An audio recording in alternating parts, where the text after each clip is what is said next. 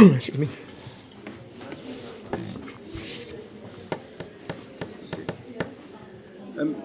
Liam, looks like you're taking the team this weekend anyway. Any updates on what else is happening? Not just it's normal service for me, just until somebody tells me any different. We've had another good week's training. Pleased with how the players have responded again this week. So all focus is on Motherwell Saturday 3 o'clock. Do you Tynecastle. expect it to be next Wednesday as well, and then the Kilmarnock game beyond? To be honest with you, day by day, I'm just going day by day until somebody tells me anything different. Happy to step up, happy to lead the team. I've enjoyed it, and until somebody tells me different, that's what I'll carry on to do to the best of my ability. On reflection, how pleasing was it, not just the result but the performance on Saturday? Yeah, well, the most important thing was the 3 points, and I said that to you guys after the game. It was a big game. It felt like a big game. I was delighted with how the players responded to the work that we did in the training pitch. We scored some good goals. We scored some goals at important times, and I was really pleased just how they responded after going down as well. I know I'd spoke about that after the game. They've been behind before in games and maybe not responded the way that we would have liked. So them to step up and do that was a huge positive for us. But I repeat, the most important thing was getting the result. And obviously Motherwell this weekend, you win, you go above them and back into that 7th spot again. That has to be the minimum target now. You can't go any further, to be fair. Yeah, absolutely. Like I say, I'm thinking about my lunch next, to be honest with you. But yeah, no, Saturday's it's another opportunity for us to put on a good performance. Motherwell have had some really positive results lately, so as always we'll give them the respect that they're due. But again, we've had another good week's training, and I'm happy with the players are at. So we're looking to get on the front foot at home and hopefully go and take the 3 points. The speculation over who the new head coach, stroke manager will be will go on. What does a good Hearts manager have to do? Well, they need to win games of football first and foremost. I know that sounds really simple, but it's not for me to sit here and decide and tell you what a Hearts manager. This is the club are going through a process. They'll pick the right person that they think has the qualities that they need to lead the football club. What I can say is it's a brilliant job. It's a brilliant football club, brilliant set of supporters, some really good staff members in and around the building. They've got brilliant facilities here, so it's a brilliant job for whoever gets it.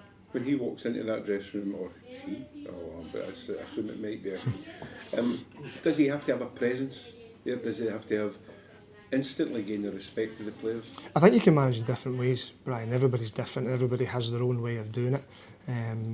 But again, I think that will be up to the club to pick the right person that they feel they need at this point in time. What do these guys respond to best when you've worked with them closely for months now? You've had the 2 interim spells in charge. What gets the best out of this group of players?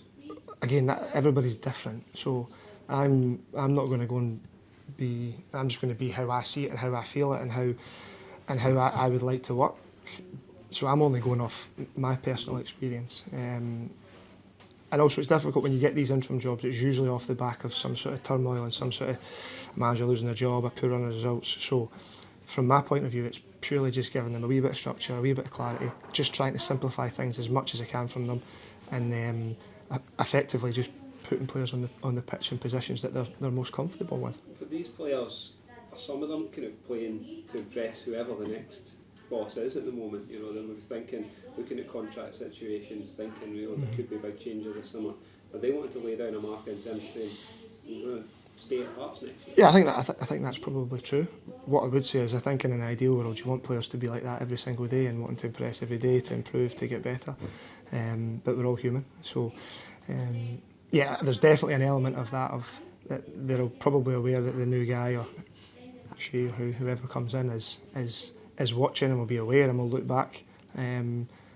So every opportunity when you play for this football club is a chance to impress people. How big is it just to bring an element of positivity back to Tynecastle or these 2 home games in the space of 2 days? Yeah, it would be great. It would be great. I think this, again, I repeat, supporters have stood up and we're not getting away from it. It's been a disappointing season. I've said that a number of times now. I think the players have acknowledged that. Everybody's acknowledging that. There's no hiding away from that.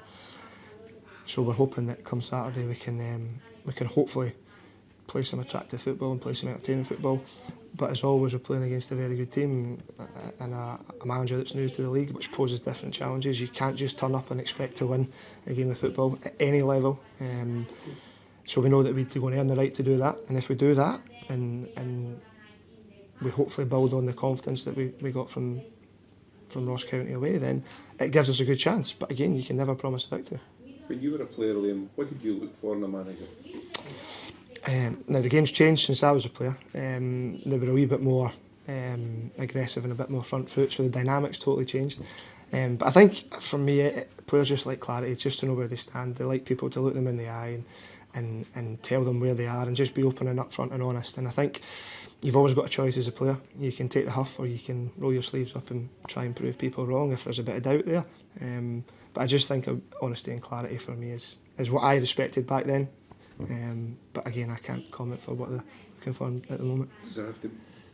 Were you happy with a manager having a toughness and an abrupt manner? Yeah, it was probably a wee bit more common back when I played. It was probably more of a culture of they say jump, you say how high sort of thing. So, but it's changed now. The world's changed. Players have changed how they learn, how they take information, and it's changed. There's so many different ways that you can do it now. So I don't think there's a one cap fits all. I think you need to be adaptable now. I think you need to be able to new methods. There's so much video. There's also so much scrutiny now.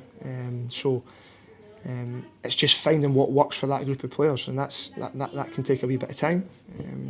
But you've also got to stick to what you believe in and what you think is going to work.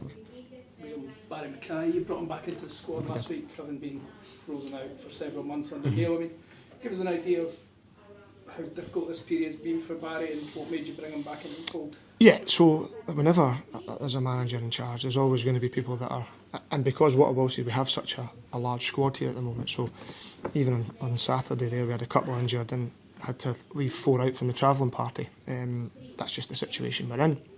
I can understand why we've got so many players. We're obviously in Europe early in the season, so we look to have a bigger group. But from Barry's point of view, I just thought the way that he trained last week was really, really good. There was just no doubt on Barry's on his quality on his day, and I just felt having not scored for or consistently over a period, he might just give you something a wee bit different. And like I said to the players last week, there's a clean slate this week, so it's up to you to go and impress and train properly. And Barry did that, and he caught my eye. So we'll have difficult decisions again this week to leave players out. We've got a couple of players back from injury as well. So I say to them all the time, don't miss an opportunity. Don't make it easy for me to leave you out the matchday squad. He's obviously an experienced player, but how difficult is it in terms of his mindset to deal with that period of? I think Barry's been around the block, and he's of an age where he's had different experiences. So how you handle those moments is down to the individual. All I can say is from the period that I've been in this interim charge, Barry's attitude's been really good, and his quality's never in doubt.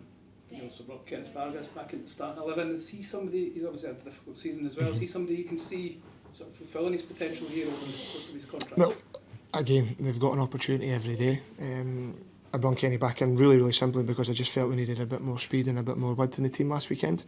And Al and both Kenny filled that profile. Now that might be different this weekend because Motherwell pros different threats and different areas we would like to try and get at them. So again, Kenny has talent. He has some really good attributes. And ultimately it'll be Kenny that decides that on how he performs and trains and plays over the next period. Is anybody in or out from the weekend? Devlin's back in and available, and he's trained well this week. Jamie McCart's still going to be missing, so he was back out in the grass doing a wee bit this morning, which is positive for him. Xander Clark's joined back in the last couple of days, but this weekend might just come a wee bit early for him. So plenty things to think on, plenty to mull over and think about. Liam, whoever comes in to be the new manager, they're going to know that in Scottish football you don't get a lot of time. Is that something that's unique to Scotland, or you feel we should be giving managers more time? I'll always back managers and coaches and say they deserve time and they should always get more time. But again, the nature, and I don't think it's just Scottish football, I think it's just probably worldwide football now that you have to make an impact and you have to make an impact quick, or the pressure and the expectation can come on quickly. But I always think managers and coaches should get more time, but I'm probably a bit biased. And is Motherwell going to be the toughest biggest challenge you think you're facing this bottom six, just with the results that you mentioned? That Every game's different. Every game's got different challenges, different things to think about. They'll pose us different problems as well. They've had a couple of good results as well, so they're coming in with a good bit of form. So there's no doubt, and it's going to be a difficult game. But it's one we're looking forward to.